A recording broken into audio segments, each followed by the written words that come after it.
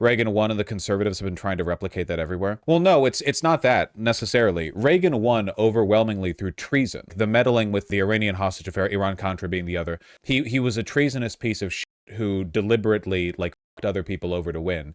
And he won so overwhelmingly that Democrats stopped fighting back on the economic issues afterwards. Reagan won by huge margins. Like, you can go look at the election results. I mean, it's like every damn state. He won by a huge margin. And this was despite him being like a senile piece of shit monster who backed fascists, broke the law, contributed to the genocide of gay people.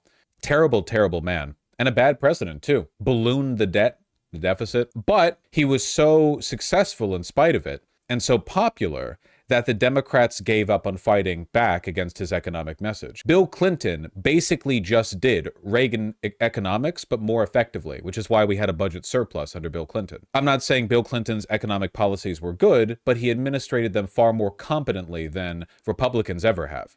And we briefly had a surplus for like the only time. It was basically the end of like Keynesianism, economic populism, and so and so. From that point forward, after Ronald Reagan, the battle was codified as, how do we keep the exact same system while battling over other issues? Because we can't battle over the economy. Democrats and Republicans both understood that the underlying system, Wall Street accumulation, private equity, so on and so forth, was so important to so many powerful people who funded both sides of the aisle. Like, both sides of the campaign were funded entirely, basically, by donors aligned with these interests, that they agreed, we can't touch these issues. We'll fight over social issues.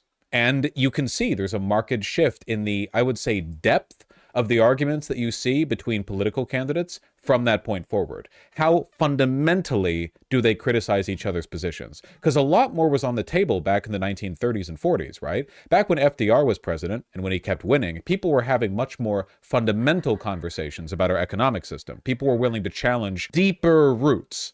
Not anymore. And then, of course, in 2016, we're kind of running the ground again. The system is obviously kind of like, it's not satisfying people's needs. Accumulation has to continue. The wealth inequality is increasing and increasing and increasing every single year. More is being held by a smaller number of people at the top every single year, year over year for decades. And we're reaching kind of a breaking point where it's like so much wealth is held at the top of society, the foundations are getting kind of broken.